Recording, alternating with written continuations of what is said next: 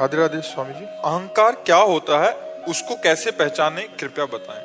अपने में जब गुण दिखने लगे और दूसरों में दोष दिखने लगे तो जो गुण का भाव आया वो अभिमान है। श्रेष्ठता का अभिमान होना, अच्छेपन का भाव होना और दूसरों में दोष दर्शन होना। अच्छापन जब आ जाएगा कि हम में कमी है और भगवान के स्वरूप है। बुरा जो देखन मैं चला, बुरा न मिलिया कोय, जब दिल खोजूं आपनो तो हमसे बुरा अपने में बुराई को देखना, जिसे अच्छाई कहते हैं। तो सी राम मैं सब जग जानी, करूं प्रणाम जोरी जुग पानी।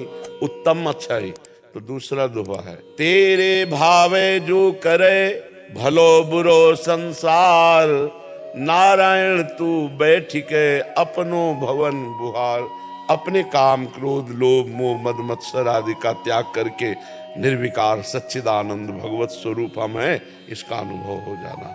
तो जब अपने में गुण भाव आवे और दूसरे में दोष भाव आवे तब समझ लेना चाहिए इस समय हमारी अहंकार की दशा है। हर समय नहीं रहती कि आगमा पाइनो अनित्यास्तास्थिति क्षस्त्र भारत, मात्रा स्पर्शास्तु कौनते ही शीतोष्ण सुख दुखदा आगमा पाइनो, ये आने जाने वाले हैं। एक कभी अहंकार का वेग होता है, कभी काम का वेग होता है, कभी क्रोध का वेग होता है, कभी मोह का वेग, कभी ईर्ष्या का। तो इस तरह के जो वेग हमारे अंदर आते हैं ये अंतःकरण में आते हैं। ईश्वरंश जीव अविनाशी, चेतन अमल सहज सुख राशि। अंतःकरण में शरीर में जो भी विकार आते हैं उनको मैं स्वीकार करता हूँ कि मेरे में आए, तभी मैं पतित हो जाता हूँ। जैसे मेरा स्वभाव, मेरा मन, मेरा तन, ये ऐसे ही हमसे दूर है जैसे मेरा मकान।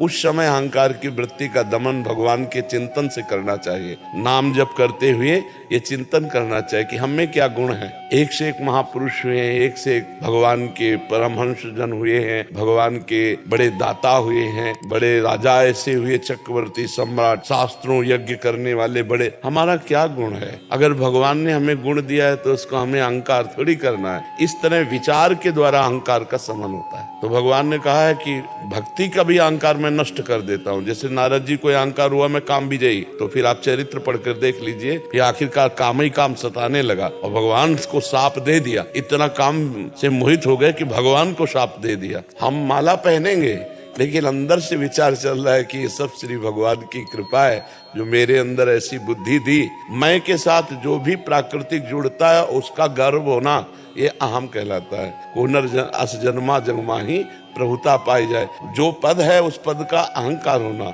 ये सट कंटक देखे जहाँ रहा न भक्ति निदान। ये 6 प्रकार का अहंकार जहाँ जागृत होता है वहाँ भक्ति महारानी कदम भी नहीं रखती है। देवर्षि नारद जी ने भी यही कहा भगवान से कि आपकी कृपा से मैं काम पर विजय प्राप्त की, लेकिन भगवान ने देखा शब्द बनावटी अंदर से अहम है कि काम विजयी हूँ। बात बिगड़ गई। और ऊपर से भले कह तुम काम विजयी हूँ, अंदर से कि मेरे भगवान ने मुझे विजय दिलाई, कुछ नहीं बिगड़ने वाला है। और वो भगवान के भजन से ही छीन होता है, ऐसे नहीं छीन होता है। एक बार बाणासुर अपनी 2 भुजाओं से ताली बजा रहा था, भगवान शिव तांडव कर रहे थे। तो भगवान ने देखा ताल पे ताल मिला के बजा रहा है तो 1000 भुजाएं दे दी। बाणासुर के पास 1000 भुजाएं भगवान शिव ने दी।